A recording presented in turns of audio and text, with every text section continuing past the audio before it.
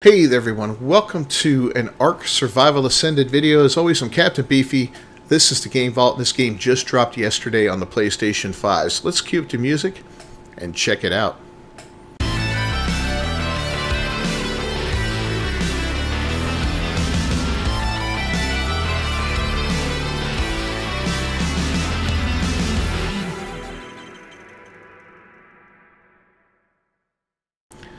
Alright, so today's video I want to look at creating a game and how you can set up your single player experience. So you've only got one map available right now, but they do break it down into the story arcs and the mod arcs. The mod arcs are going to be like Ragnarok and Fjordur and stuff like that.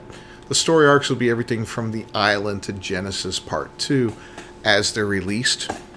We're supposed to be getting Scorched Earth by the end of the month here in December, but I highly doubt that's happening. But in any case, you can set up and change your game. There's a lot of freedom in what you can do to customize the game to suit how you want to play. So, of course, you got mod settings, but we don't have any mods on this. We're going to go full vanilla right now. We'll look into mods a little bit down the road. But you've got game rules here to start off, and these will impact player, creature, structure, world, and then rules. And if you hover over any of these things, it'll tell you what impact it will have and how to change that. So, like water drain, for instance, the scaling factor for players' water consumption, higher values cause players to get thirsty faster.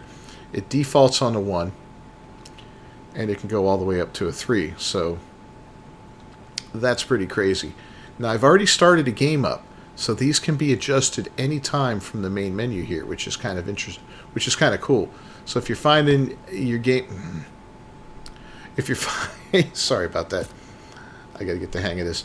If you're finding that your gameplay is not suiting you in one way or another, like maybe you're a single player and you're having a hard time with taming or raising creatures or something, all of these things can be adjusted. So, yeah, you got your basic ones for your player.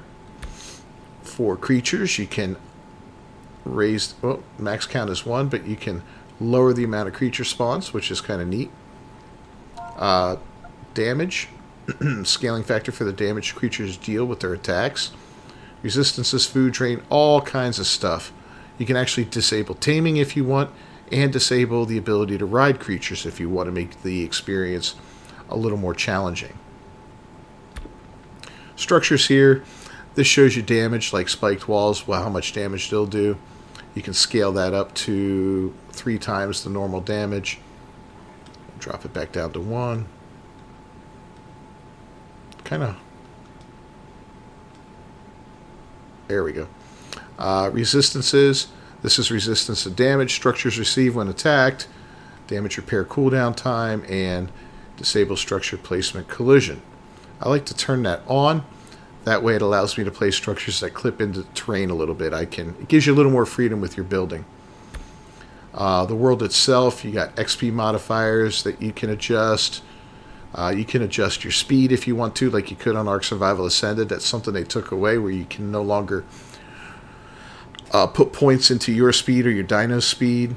Allow flyer speed leveling. That's something that was removed in Ark Survival Evolved fairly early on into the game because of the abuse in PvP. You can put your max difficulty on, which will force max creatures to level up to 150. There's difficulty level if not max. PvE mode can be turned on. Hardcore mode can be turned on. Unlimited respecs can be turned on.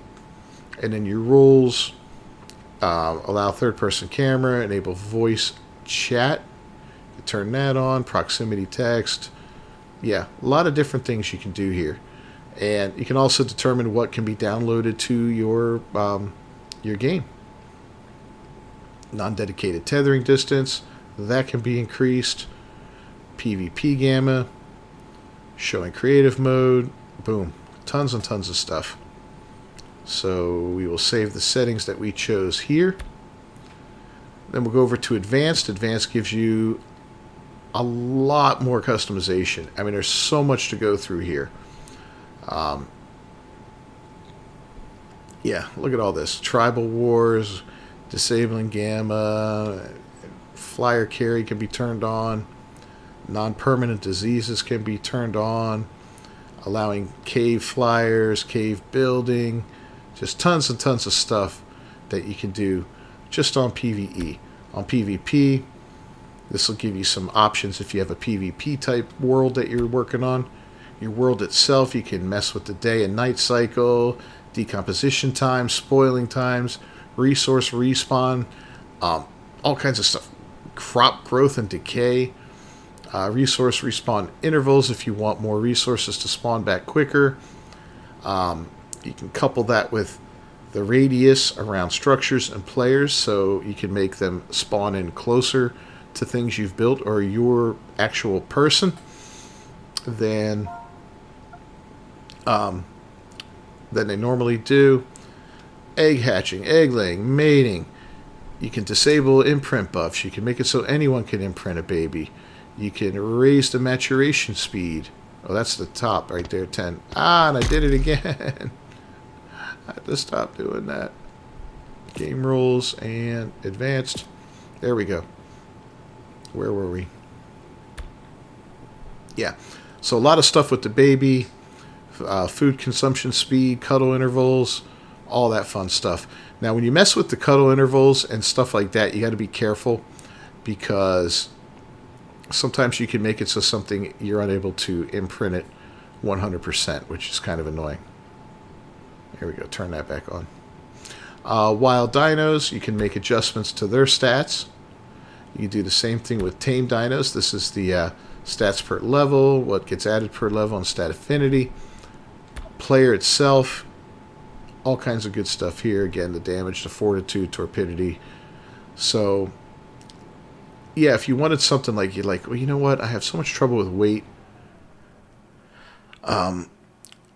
Let's raise this up to 5, you know. And you can just double click in here and type in a number if you want. And it'll make it so. So that gives you 5 times the weight gain per point put into weight.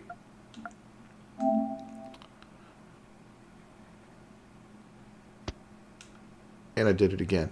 I'm so used to hitting circle to back up. Alright, all that's the same. XP multipliers. This gives you multipliers for pretty much everything in the game can be customized, from a generic, how much experience is gained over time, harvesting, crafting, explorer notes, special, under other special circumstances. Not sure what that's about, but for killing creatures, for killing bosses, alphas, cave creatures, wild creatures, tamed creatures, and unclaimed creatures. And then last but not least, we can go into miscellaneous here, and it shows you like players and tribes, raid dino food drain. This is for the Titanosaur. Allow raid dino feeding. If you want to keep that guy forever, you could turn that on. Allow only specific engrams. You could turn that on. That way you could go for like a more primitive mode if you wanted to turn off some of the higher end things in the game. Supply crate loot quality. Wow. The crates are already good. I checked out a couple of them. I mean, granted, they were only white ones, but still, there was some interesting stuff in there. But yeah, you can up the loot quality. Same thing for fishing. Fuel consumption intervals. Floating text, damage text. Where you can see what kind of damage you're doing. Crafting skill bonus. All kinds of fun stuff to customize your game and make it play exactly how you want. So I did turn on the specific engrams because let's see if... Oh yes, because I turned that on, I can now shut off and determine what engrams can be used in the game. So if I don't want high-end stuff like high-end equipment, right? Let's say I don't want anything tech.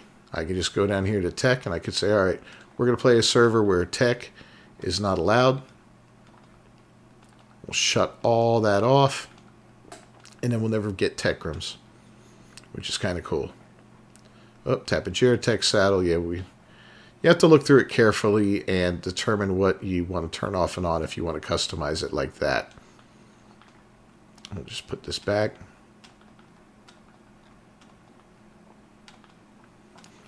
But they break it down nicely. Consumables, equipment, weapons, ammo, structures. A lot of structures in the game.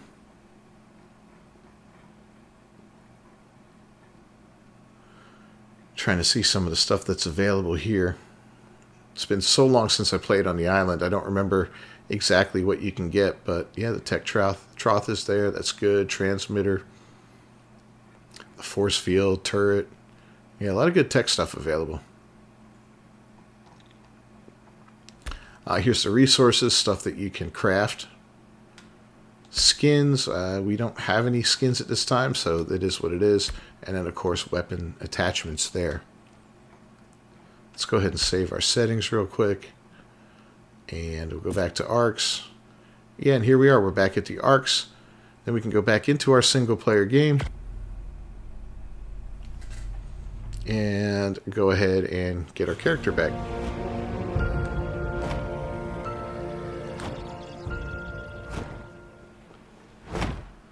Ah, nice. Got a little Pelagornis there. So yeah, that's basically how you can set up your arc to be customized for how you want to play. Oof. Let's get up here a little bit. See, those raptors are still waiting for me over there. Look at him on the shore. He's like, yeah, there's that hunk of meat out there. We're going to eat him.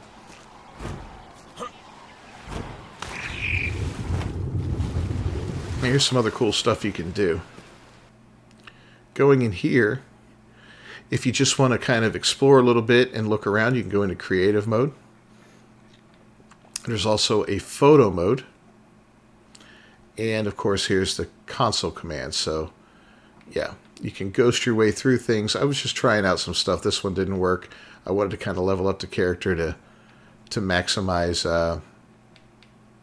you know, to get all my engrams and all that so I could just do stuff. But literally, you can go into creative mode. And then you can just build stuff within your own inventory. It's like, oh, want a full set of tech?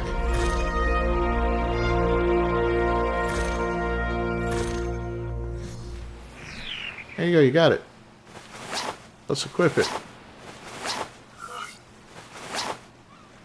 How does that tech look?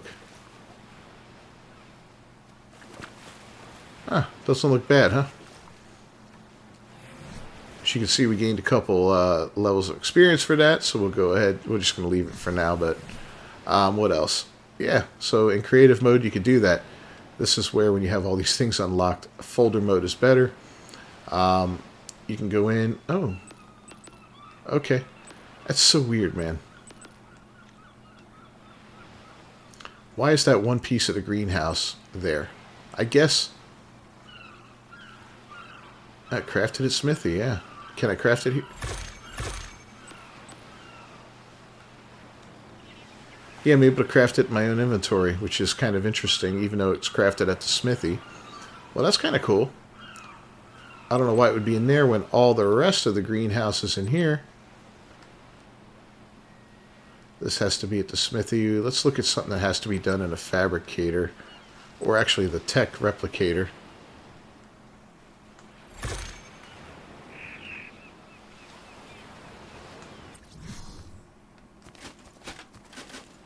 Yep, there we go. We can put a tech turret down.